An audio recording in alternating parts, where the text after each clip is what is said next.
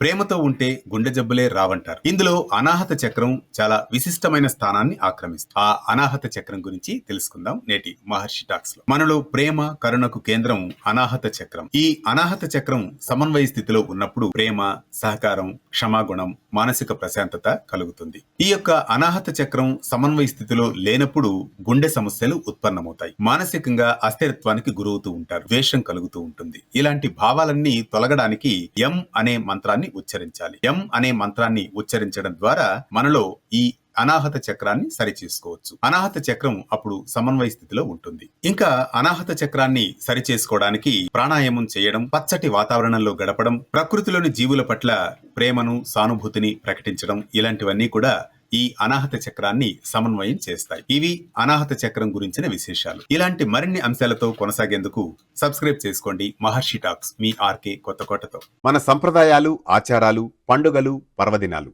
వీటన్నిటి కోసం మీ మొబైల్లో డౌన్లోడ్ చేసుకోండి వేటు న్యూస్.